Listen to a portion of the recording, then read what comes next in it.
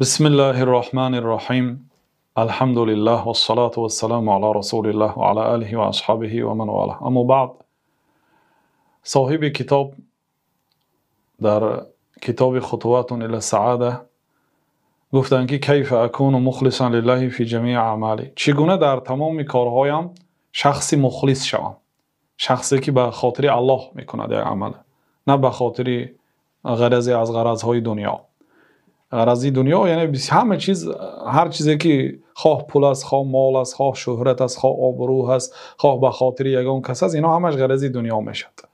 مخلص، خالص یعنی آدمی که عمل خالص برای الله میکنه، 100%، 99% برای الله و 1% برای دیگر چی نه، خالصا لله. انا همین آدم مخلص است. در درس گذشته گفتیم که شیطان وقتی که قسم یاد کرد که من فرزندان آدم همشه گمراه میکنم، غیری مخلص ها گفت، اینها نمیتونم. خب مصنف با اسلوب سوال با عنوان گذاشتن که چه خیل بنده مخلص شوم، چیکار کنم؟ الشیطان یتعرض للانسان لیفسد علیه عمله الصالح. شیطان به انسان روبرو میشه تا اینکه عملهای نیک او را ویران کند. عملهای آدمهای گنده را به سوی کارهای بد میبرد، لیکن آدمهای نیک چی؟ حرکت می‌کند که کارهای نیکشون رو ویران کند. سبحان الله، این آدم طهارت کرده است، زیب و زینتش گرفته است، پیاده مسجد آمده است، الله اکبر که گفت شیطان میبیاد تا اینکه همه عمل صالحش فساد کند، ویران کند. ولا یزال المؤمن فی جهاد مع عدو ابلیس. ببینید همیشه بنده مومن در جهاد است، همراهی ابلیس در جهاد است. شیخ الاسلام الله رحمت کند دعای جهاد پیش از درس میخواندند: اللهم انت نصیری بک اقاتل بک اصول بک اجول و بک اقاتل ولا حول ولا قوة الا بالله. این پیش از جهاد پیامبر صلی الله علیه و سلم میگفتند: پروردگار من به نام تو جنگ میکنم، از تو یاری میپرسم، با نام تو جنگ میکنم، ولا حول ولا قوة الا بالله. برای اجرای عمل و برای دور شدن از گناه من قوت ندارم مگر با یاری تو. این عباره، این دعا را پیامبر صلی الله علیه و سلم در جهاد میگفتن، پیش از جهاد: و ما رمیت اذ رمیت ولکن الله رمى. وقتی که تو تیر پرانده، تو تیر نپرانده ولکن الله تیر پراند. یعنی که باید بنده از حول و قوت خود تکیه نکند، به قوت خود، به ایمان خود، به بزرگی خود تکیه نکند، خودش هیچ چیزی حساب نکند، به الله تکیه کند. ببینید شیخ الاسلام پیش از آن که به درس شینن همین دعای میگفتند. یعنی علم جهاد است. مردم در فسق و فساد هستند، در جمع دنیا هستند، انسان های هستند که وقت و مالشون برای علم و برای خدمت این دین جدا کردند و الله تعالی هم هر که موفق نمیکنه برای این. خلاصه ببینید بنده مومن همیشه در جهاد از همراهی شیطان. جهاد چی؟ یعنی مبارزه.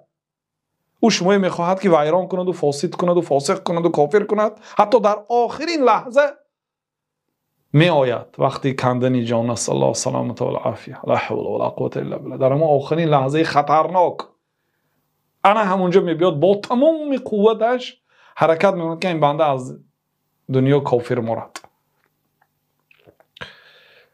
اگر کافر مرد دیگه اینقدر عملهای کردگیش همش صفر میشه، دیگر بیفایده میشه. بنابراین بسیار کوشش میکنند. بنابراین بسیار بنده مومن از الله تعالی ثبات میپرسد. الله تعالی گفت که ها در همین حالت نمیلغزند. ان الذين آمنوا، آنهایی که ایمان آوردند، ثم استقاموا، ثانی مستقیم به راه راست شدند، طبق شریعت عمل کردن، لا خوف علیهم ولا هم یحزنون. اینا در وقت مرگشان فرشته ها اومده اینهای بشارت میدن، خوش خبر میدن که از پیش نترسید، یعنی از قبر و از دهشت قیامت نترسید. انسان در وقت جان دادن بسیار حالتی وزنین ترین حالت در حیات انسان وقتی کندن جان است. ان المؤمن یموت بعرق الجبین. پیامبر صلی الله علیه و سلم میگه مؤمن با عرق جبین میمیرد. حتی پیامبر صلی الله علیه و سلم ان للموت لسکرات، موت این سکرات دارد، عذاب ها دارد. حتی حضرت فاطمه عذاب جناب رسول الله صلی الله علیه و سلم حس کردند، گفتند که وا کرب ابته و کرب ابته، ای پدری من عذاب کشیده ایستاده است، پدری من مشقت کشیده ایستاده است. پیامبر صلی الله علیه و سلم نگفتند که پدرت عذاب نکشیده ایستاده است، نگفتند، بلکه اقرار کردند، گفتند که لا کرب علی ابیک بعد اليوم، بعد امروز به پدرت دیگه کرب نیست. گفتند مشقت های دنیا بعد امروز به پایان میرسد برای پدرت، چون که وعده الله هست بهترین منزلت در آخرت از آن حضرت محمد علیه السلام هستند و پیامبر صلی الله علیه و سلم به این ایمان دارن. بنابراین که لا کرب علی ابیک بعد اليوم، بعد امروز به پدرت دیگه مشقت نیست. از همه لحظه وزنین لحظه کندن جان، سپاریدن جان است. در آن حالت الله تعالی استوار و ثابت قدم میگرداند آنهایی که ایمان آوردند و در دنیا مستقیم بودند، بدین عمل کردند. برای بدین عمل کردن و مستقیم شدن علم آموختن لازم است. خلاصه بنده مومن همیشه در جهاد و در مبارزه با دشمنش ابلیس است، حتی یلقا ربه علی الایمان به، تا آن دمی که پروردگارش با ایمان واخورد. الله نصیب روزگارنا با ایمان واخوردن را و اخلاص جمیع اعماله له وحده. یعنی بنده مومن همیشه در کوشش و غیرت به آن صرف میکند که تمام عملهاش به خاطر الله کند، خالصا لله. و من اهم عوامل الاخلاص، اکنون مصنف چند سبب‌هایی که به سبب همین سبب بنده اخلاص پیدا میکند. چیکار کنیم؟ گفتم در ابتدا که صاحب اخلاص شویم، خالص برای الله تعالی عمل کنیم. یکمینش الدعاء. گفتم دعا یعنی چی؟ یعنی از الله تعالی پرسید که ای الله مرا یک بنده گردان که عملهایم را خالص برای تو کنم. اخلاص از الله تعالی میپرسید. چخیل کرده اخلاص پیدا کنیم؟ یکم عمل از الله تعالی میپرسید که شما را بنده مخلص گرداند. الهدایت بید الله تعالی، هدایت در دست الله تعالی هست. ببینید والقلوب بین اصبعین من اصابع الرحمن یقلبهما کیف یشاء، قلبها در بین دو انگشت الله تعالی است، به هر طرف که خواهد برمیگرداند. یعنی قلب یک آدم کافر حضرت عمر چی بود؟ دشمنی الله و دشمنی رسول صلی الله علیه وسلم. شمشیر را گرفت، از غلافش به نزد رسول الله صلی الله علیه وسلم رفت تا اینکه پیامبر صلی الله علیه وسلم به قتل رساند. ببینید دل، قلب در بین دو انگشت پروردگار، به هر طرف که خواهد میگه دلهای ما را اطاعت نمیکند. به دل سپارش نمیدهیم. میگن که دل اگر یک کس ناز بیند، یک چیز ناز بیند، دیگر اگر چه عقلتان گوید که این کار نادرست است، دل دیگه گپ گوش نمیکند. این در دست ما نیست. بنابراین پیامبر صلی الله علیه وسلم 9 زن داشتن، یعنی با 9 زن در یک وقت زندگی میکردن. عموما 11 زن گرفتن، لیکن با 9 زن در یک وقت زندگی میکردن. برای دیگرها اجازت نیست. برای دیگرها فقط 4 زن گرفتن اجازت است در یک وقت. اما با پیامبر صلی الله علیه وسلم 9 زن گرفتن اجازت بود. بعد بین اینها تقسیم میکردن، شبها را تقسیم میکردن، نفقه را تقسیم میکردن. بعد میگفتن که اللهم هذا قسمی فيما املك فلا تلمنی فيما لا املك و تملك. پروردگارا این تقسیمات من به آنه که قدرت دارم، یعنی من شب برابری تقسیم کردم، نفقه را به قدر امکان با عدالت تقسیم کردم. فلا تلمنی فيما لا املك، تو مرا ملامت نکن در آنه که من مالکیت آن را در دست ندارم، یعنی قلب در دست من نیست. فلا تلمنی فيما لا املك و تملك، تو مرا ملامت نکن در آنه که من مالکیت آن را ندارم و تو داری، یعنی قلب من در دست تو است. یعنی 9 زن را برابر دوست داشته نمیشد. بسیار کارها هست که منشأ و سرچشمه است از محبت سر میزند. یعنی محبت که شد بعد دیگر کارها میشود. محبت نمیشد برابر این به 9 کس تقسیم کرده. این مالکیتش در دست من نیست. گفتم این در دست تو است. در این مسئله، یعنی در محبت من عدالت کرده نمیتونم. بنابراین الله تعالی در یک جای قرآن میگه شما اگرچه بسیار حدیث باشید بین زنها عدالت کرده نمیتونید، مراد یعنی محبت و علاقه را برابری تقسیم کرده نمیشه. خلاصه قلبها در دست الله تعالی هست. و هدایت در دست الله تعالی هست. خب مادامی که هدایت در دست الله تعالی شد، باید از او پرسیم که ما رو برای راست هدایت کنه و بهترین عمل راه راست این اخلاص هست. فلجأ الی من بیده الهدایه، پس لجوع کن، بازگشت کن، مراجعت کن به آن ذاتی که هدایت در دست او ساختن. و اظهر له حاجتک و فقرک، حاجت خود و فقر محتاجی خود، کمبغلی خود را در نزد او اظهار کن. پروردگار ما به تو احتیاج داریم. حضرت موسی وقتی که از فرعون و از دولتش گریختن به مهاجرت، وقتی که از حدود مصر بر آمدند و به حدود مدین در آمدند، به دیگر کشور در آمدند، در زیر یک درخت، در زیر یک سایه نشستند. نه طعام دارند، نه شراب دارند، نه خانه دارند، نه یگان نزدیک و شناس دارند در این کشور غریب و بیگانه. رب انی لما انزلت الی من خیر فقیر، انی لما انزلت الی من خیر فقیر. پروردگارا به هر چیزی که تو از خیر نازل میکنی من محتاج هستم. کمک نگذشته دو دختر اومد، کمک نگذشته اون دو دختر پدرش به مهمانی فریاد کرد، این دو دختر خانه‌دار کرد. یک بار دو خواهر گرفتن، در شریعت آنها اجازت بود دو خواهر گرفتن، در شریعت ما نه. دو خواهر در زیر یک نکاح یک بار جمع کرده نمیشد، اما یکیش اگر طلاق دید یا وفات کنه دویم خواهرش گرفته میشه، لیکن یک بار دو خواهر کنداش کرده نمیشد. اینا بین همدیگر بعد جنگ و جدال میکنه، همدیگر بعد میبینن که مخالف مقصود شریعت هست. شریعت به نیکی کردن به خویشاوندان امر کردگی است و از همه نزدیکترین خویشا بعد پدر و مادر این خواهر و دادر است. دو خواهر اگر همدیگریش بد بیند، دشمنی به همدیگر کند که این عادت طبیعی کنداشا هست، این به مقصود اساسی شریعت موافقت نمیکنه. بنابراین الله تعالی و امت اسلام اینه حرام کرد، لیکن در امت آنها حلال بود. یک بار دو خواهر خانه‌دار شدن، دو دختره، پدرش هم آدمی بزرگ بود، خانه‌دار شدن، خانه دارن، جای کار دارن، دو همسر دارن. برای چی؟ برای اینکه به الله مناجات کردن، به خاطر الله هجرت کردن. پروردگار من به نیکی های تو محتاج هستم. فهمیدید؟ برای همین مصنف الله تعالی محافظت کند، استاد ما رو میگن که حاجت خود را و فقر خود را به الله تعالی اظهار کن. واسأله دوما اخلاص، همیشه از الله تعالی اخلاص پرس. راه میگردی، به سوی کار میری، به خانه میآیی، یعنی که در حالت نشستنت خستنت همیشه از الله تعالی اخلاص پرس. وقد كان اکثر دعای عمر بن الخطاب رضی الله عنه، در حقیقت اکثری دعای حضرت عمر، از همه دعایی که حضرت عمر ابن خطاب بسیار میکردن چنین بود: اللهم اجعل عملی كله صالحا، ای الله تمام عملهای مرا صالح کردم.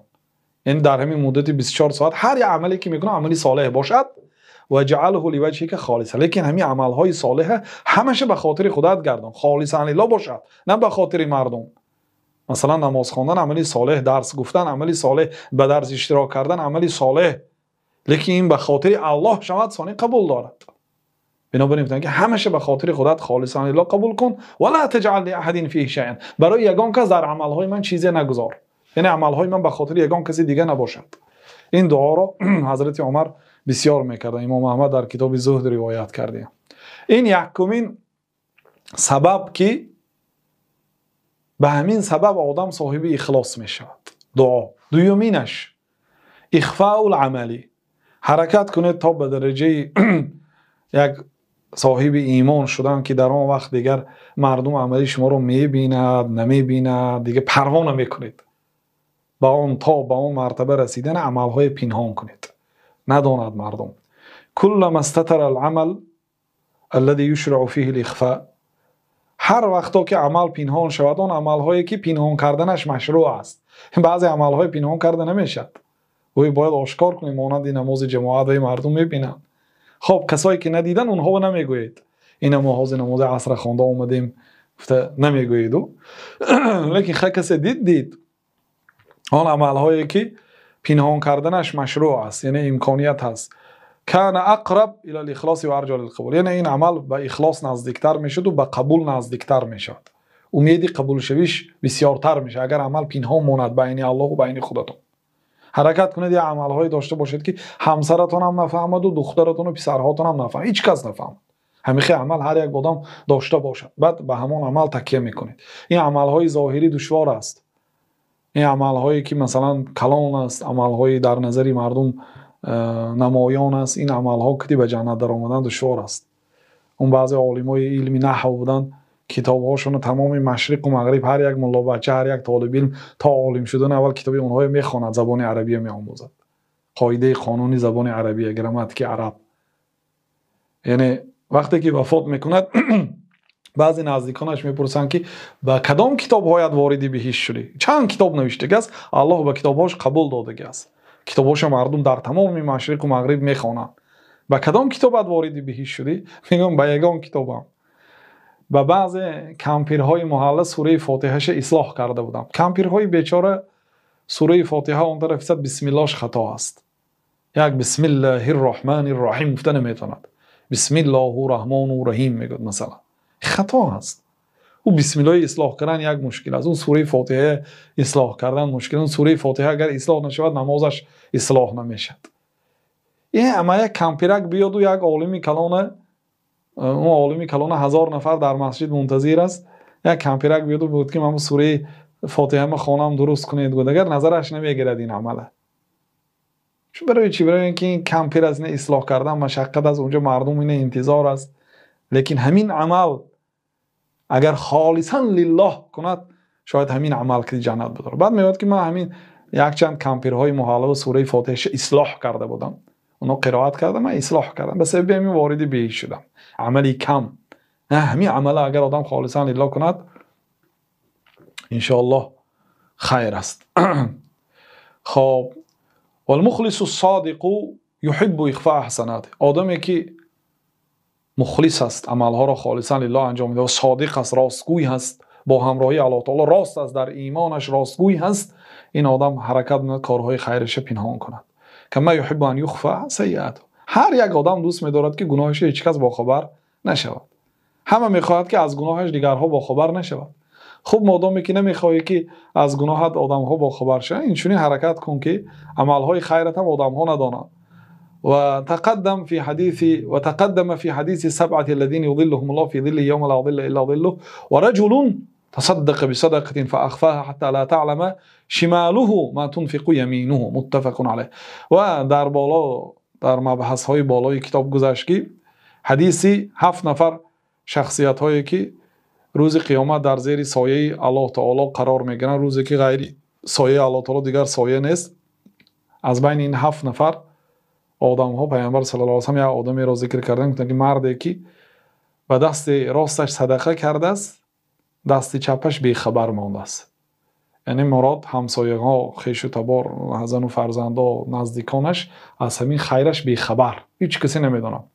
همین آدم روز قیامت در زیر سایه الله تعالی قرار میگیره. این حدیث در صحیح بخاری و مسلم است. یقول بشر بن الحارث رحمه الله لا تعمل لتذكر اکتم الحسنه کما تکتم السیئه. بشر ابن حارث گفتن که عمل نکن تا اینکه مردم تو را ذکر کنند، یعنی به خاطر اینکه در وردی زبان مردم شوی کار نکن، برای نامنبرات برای مردم مرا ذکر کنند و تعریف کنند کار نکن، کارهای نیک را پنهان کن، چه خیلی که کارهای بد را پنهان میکنی. گفتن وقد فضلت نافله صلاه الليل على نافله النهار. در حقیقت نماز شب بهتر گردانیده شد از نماز نافله روز. یک آدم بین مثلا بعد آفتاب برآمدن تا نمازی تا وقت زوال، تا ساعت از پیشین 2-3 دقیقه پیش وقت زوال میشد، آفتاب قیام میشد، از حرکت باز میستاد، اونجا نماز خوندن منع است. تا همون اجازه است بعد آفتاب برآمدن قد یک نیزه تا آفتاب از حرکت باز ایستادنش وقتی نماز است. و اینچنین بعد نماز پیشین تا عصر اجازه است. یعنی اینقدر در روز شما وقت دارید که نماز نافله خوانید. نماز نافله روز بهتر است یا نماز نافله شب بعد نماز خفتن شروع میشه تا اذان بامداد؟ کدامش بهتر است؟ نماز شب.